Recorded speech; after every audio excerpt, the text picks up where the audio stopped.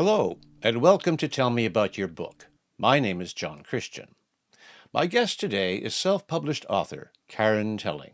She has written 2 books with the word paradise in both titles. Now, if you find that intriguing as much as I do, then stay tuned to find out what this is all about.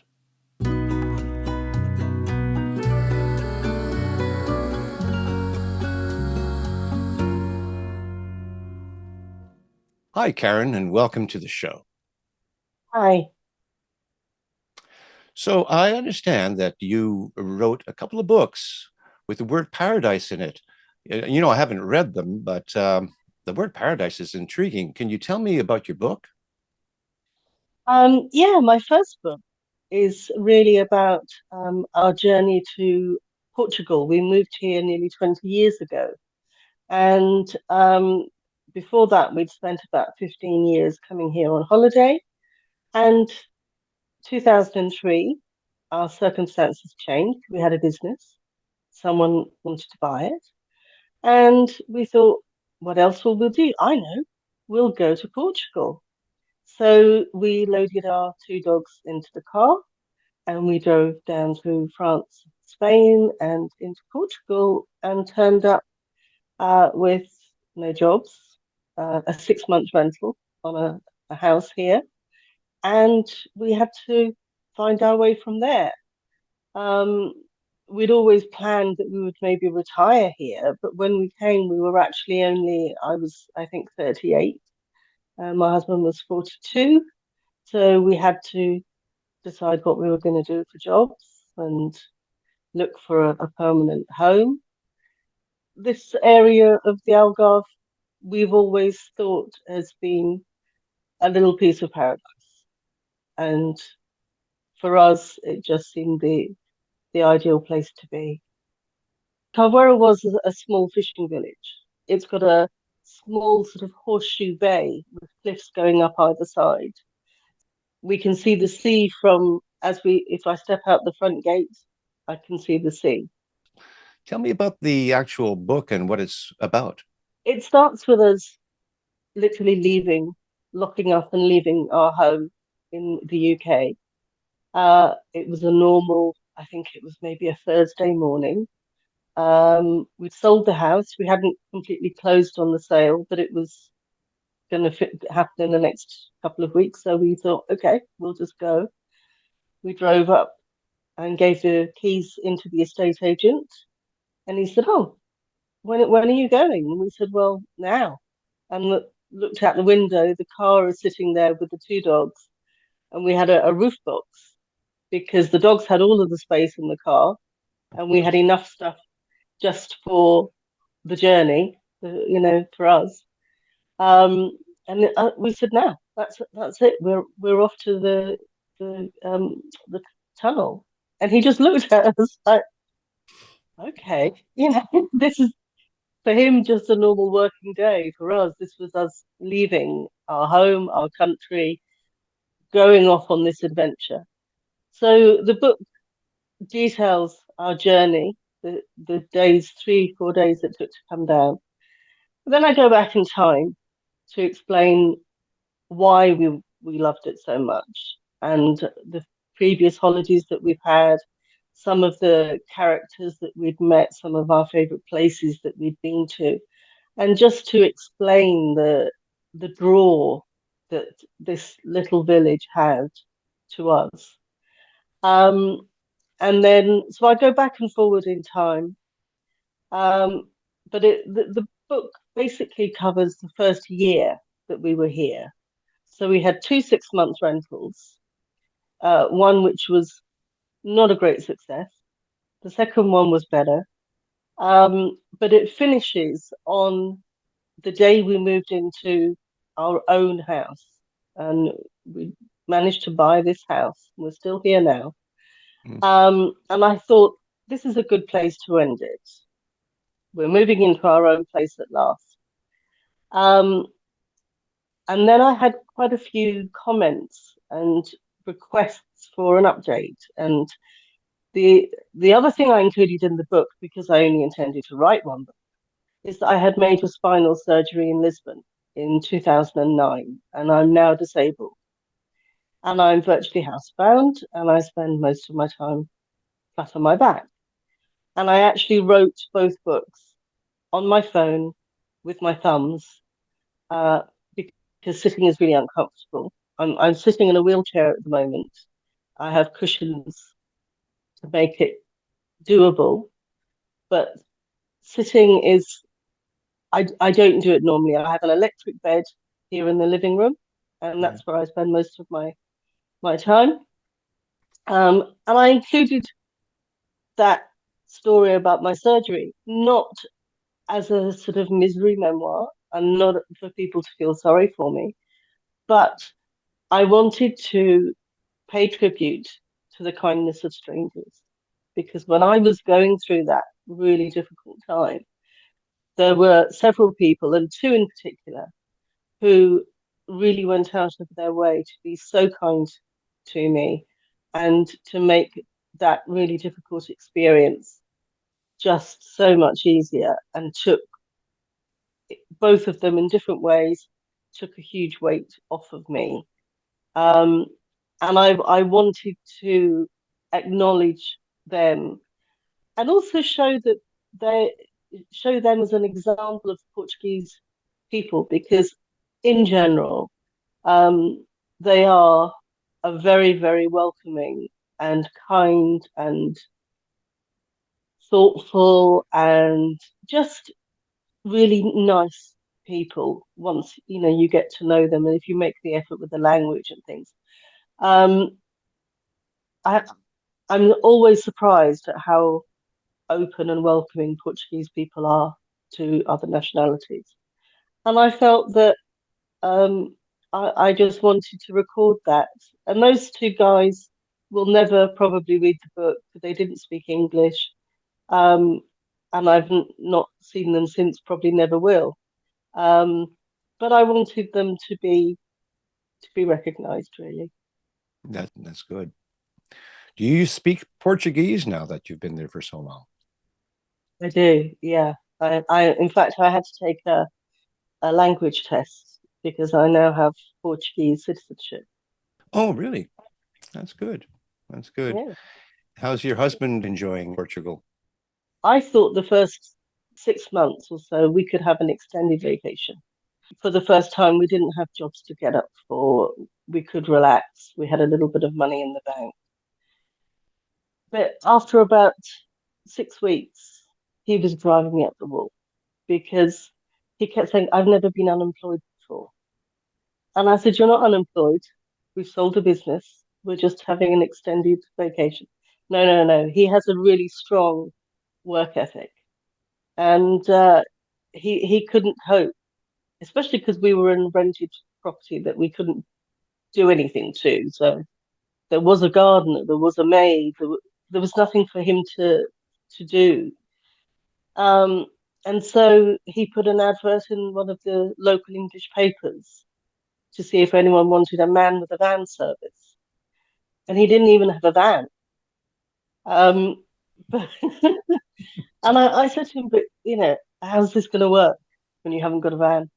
And he said, well, I'm just seeing if there's a demand. And if I get any calls, then I know that there is a demand, and then I'll look for a van. And I said, but you need to do the job. So the first job he got, he rented a van, made zero money on the job, but he'd proved that there was a demand for it. And so he went out and got a van, and he's been doing that and similar.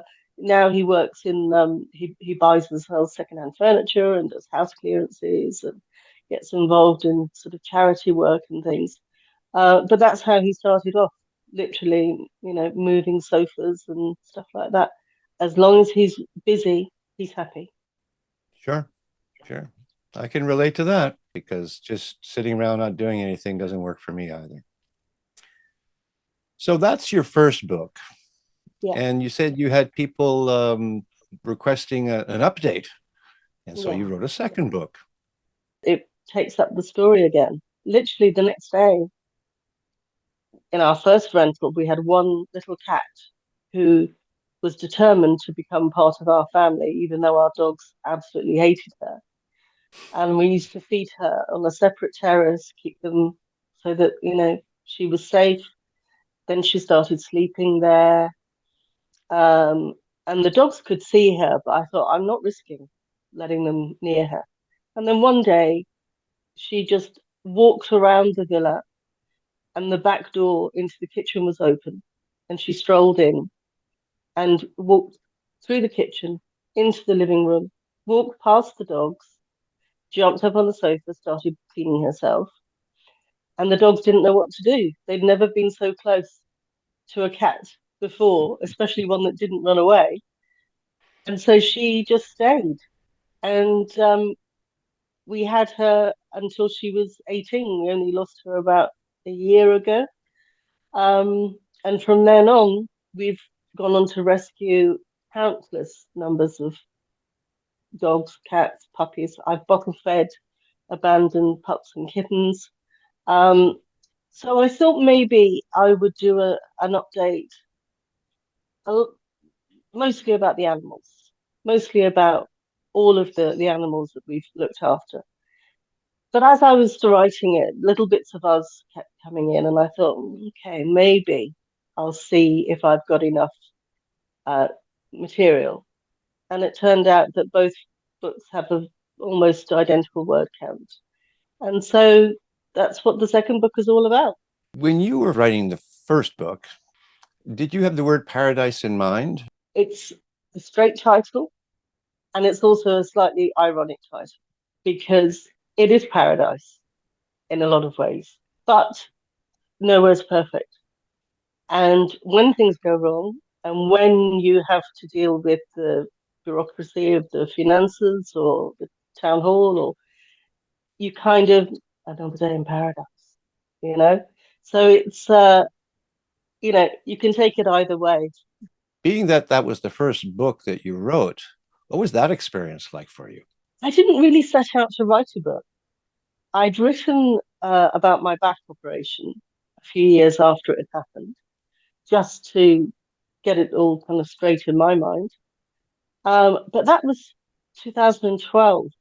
But I found this during lockdown, and I found a few other bits and pieces that I'd written, and with some encouragement from friends and family, um, I just started thinking, okay, what happened next? How did this work? Why did we do this? And my husband and my mum and my parents moved here as well, and my mum's still with us, and she would remind us, oh, remember that restaurant? We remember that time we did such and such. And so we, had all these elements together.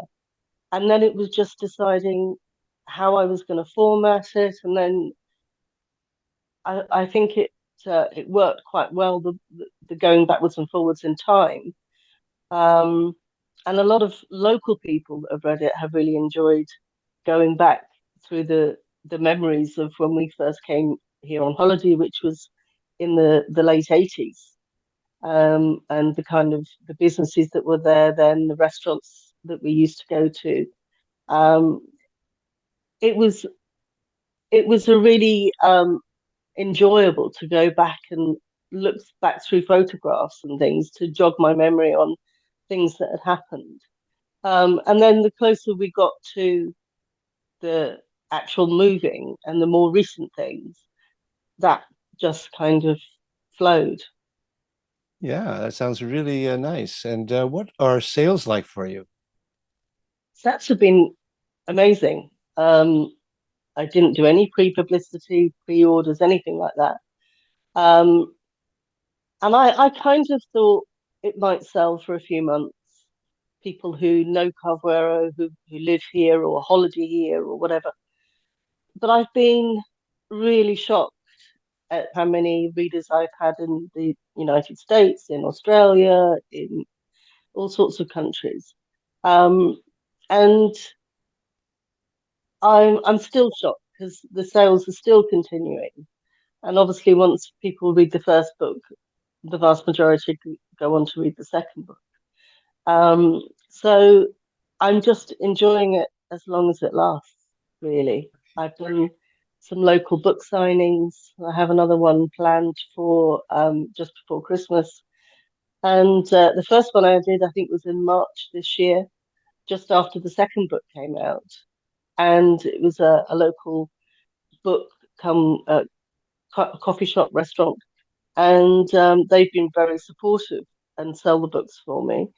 Um, and we had a queue right out the door on the first day, and that was just amazing that all those people had come to see me and buy Wow. their books and get them signed.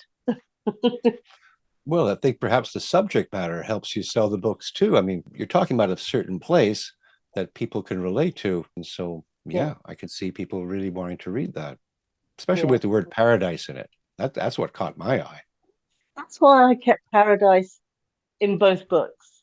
I chose that because it referred to us actually moving into our own home. Did you have to do some renovations to the home or was it move-in ready? We did. We did. It's Hmm. only a small house. It was perfectly livable, but there were a lot of things we wanted to do to it, and some of them have taken us almost 20 years because we were renovating right up until about 2016. But obviously, my health had been an issue in the middle of it, so that didn't help. But yeah, again, through the book, there are things that we had to do that some were easier done than others. We have it more or less the way we want it now. Great. Karen, it's been wonderful speaking with you about your books. And I'm looking forward to learning a bit more about Portugal as a result. So I'll be looking into that. Thank you so You, much. oh, you're welcome. So you have yourself a nice rest of your day. Thank you very much. You too. Take care. Bye bye. Bye.